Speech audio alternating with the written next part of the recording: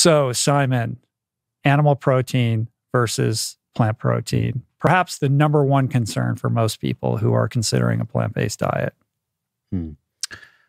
Let's break this down to basics first. Protein, what is it? It's amino acids, and they're building blocks of all of the 30,000 odd proteins in our body. And there are 11 non-essential amino acids. Those are amino acids our body can produce endogenously. And then there are 9 essential amino acids, which our body cannot produce, and therefore it's critical that we're getting them in our diet in some way, shape, or form in the required amounts. We covered previously that there is a myth that plant-based foods are missing essential amino acids, and that's not true. All plants do contain all 9 essential amino acids. So it's not as if when you are removing animal foods and you're going to plant foods that there is absence of any of these building blocks that you cannot get, and therefore your body would have trouble building protein. That's not the case. Second thing that I think is important for all of us to understand, and sometimes I overlook this in my explanations, is our food contains protein, whether it's chicken or whether it's beans or whether it's tofu, whatever it may be. And when we digest that, we break that protein down into amino acids. And amino acids are absorbed into the bloodstream. And then once they're in our bloodstream, they're not tagged. Our body has no idea if that was a leucine molecule from chicken or if it was from soy. Once they're in the bloodstream, they are just available amino acids for our body to use as it needs to produce protein. So with all of that said, then it becomes clear that we just need to get enough of those 9 essential amino acids into our bloodstream, and our body will do the rest of the work. The bloodstream transports them where they need to go, and when they arrive at their destination, they're the building blocks to be assembled into whatever the body needs in that specific location. Exactly. And I don't want to retrace too much territory, but the only way that you would run into a problem on a plant-based diet in terms of supplying adequate amounts of each of those 9 essential amino acids is if you were severely under-eating and getting nowhere near the total number of calories that you require, or living off of 1 or 2 foods, as you can often see in certain parts of the world where there are food security issues. And that's a whole nother So if you're super deficient in one of the 9 essential amino acids, then your body can't actually rebuild those proteins that it needs, and you're going to run into problems. Exactly. It becomes a limiting amino acid, and then it affects protein synthesis. And of course, we want to avoid that. If you are eating with diversity and you're paying attention to regularly consuming the protein-rich plant foods, which I like to point out that most of the protein is coming from the legume food group, also quite a bit from nuts and seeds. So if you are including regularly the likes of beans, lentils, chickpeas, tofu, tempeh, legume pastas, even seitan or total TVP, these are all very, very protein-rich foods. And as long as you're including them in your diet, and I like to recommend people have at least 3 serves of those a day, a serve being about half a cup of beans or half a cup of tofu or a cup of soy milk. That's another good, very protein-rich serve. As long as you're getting 3 of those in a day across the diet, then you will be consuming these essential amino acids in the required amounts.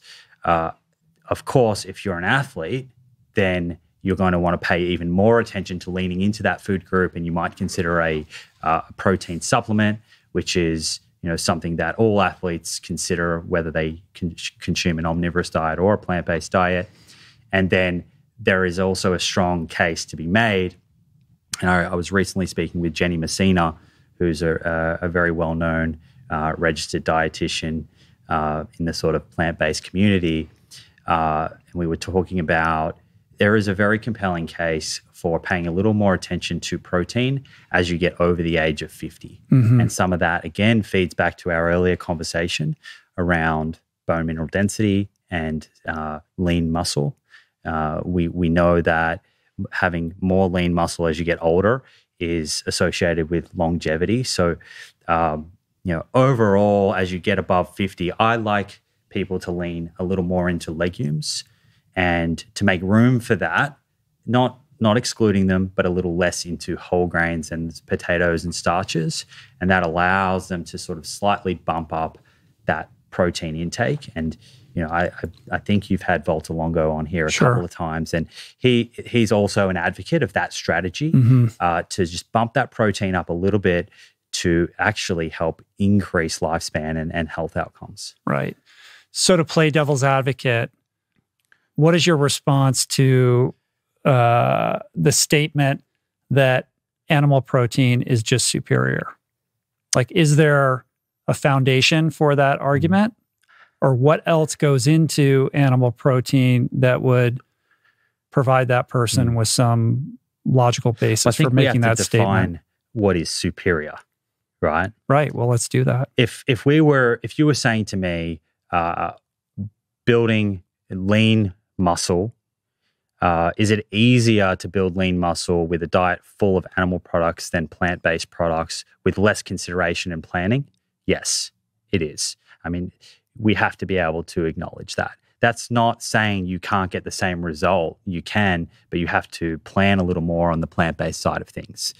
But my definition of superior is I want to be fit, I want to build muscle, but at the same time, I want to consider my long-term health outcomes and I want to consider longevity. And we have to understand that there's a trade-off here. One of the big differences is the ratio and concentration of particular amino acids between animal and plant foods.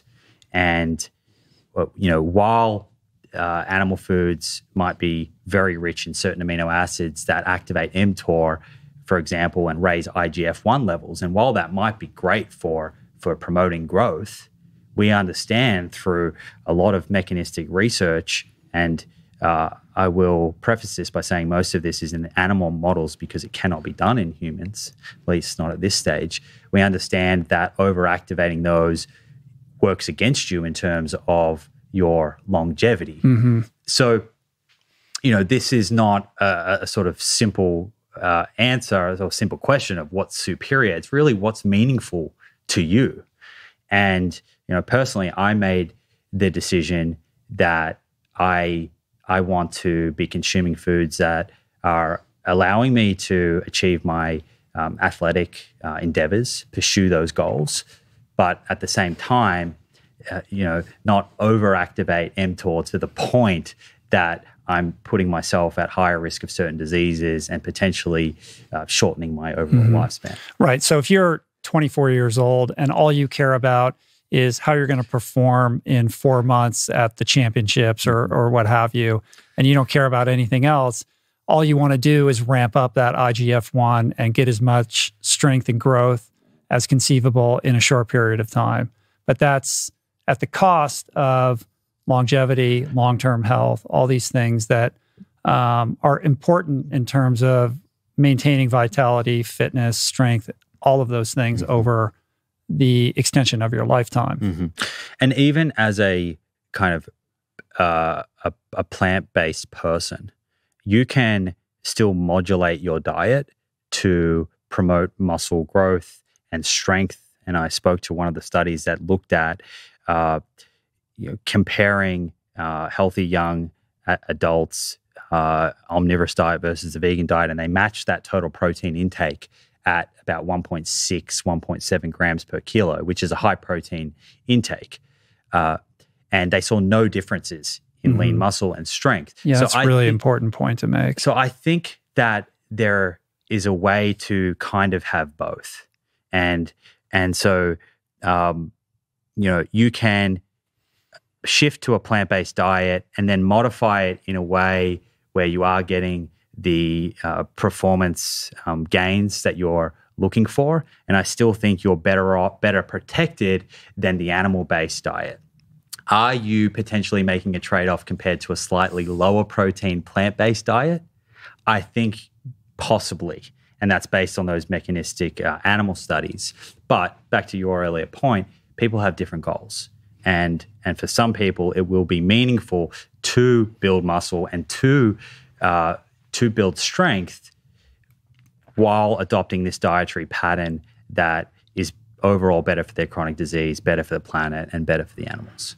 In addition, if we're going to contemplate like quote unquote gains, you also have to consider all of these other things like inflammation and, foods that you're eating that are going to allow your body to recover more quickly. And if you're eating a predominantly plant-based diet, chances are it's going to be more anti-inflammatory than an animal-based or animal-centric diet, which is going to allow your body to recover more quickly. So that has to go into that equation as well. And I think there is something in that we haven't yet determined from science, but there's a lot of anecdotal evidence from athletes toward the end of their careers who are shifting towards more plant-based. And really cool, and I wish I had details to share, and it'll sound like I'm obsessed with Stanford, but hey, they're doing great research. I'm obsessed with Stanford. I'm biased, but and I noticed you're wearing an SF hat. So last time you were wearing an LA hat. That's a funny story. One of your listeners sent me this hat. Oh, really? So I think they wanted me. They're from San Francisco. Patrick, actually. So thank you, Patrick. I obviously wear the LA one too much. I love hats. But back to Stanford. Again, Professor Christopher Gardner and his group, they are about to run for the first time, and this is with athletes at Stanford. They didn't get access to the real high-level athletes. The coaches didn't want them to be playing around with their diets, but they still got athletes from Stanford University, and they will be doing a randomized controlled trial of a completely plant-based versus an omnivorous diet, looking at strength and endurance over the long term. Interesting.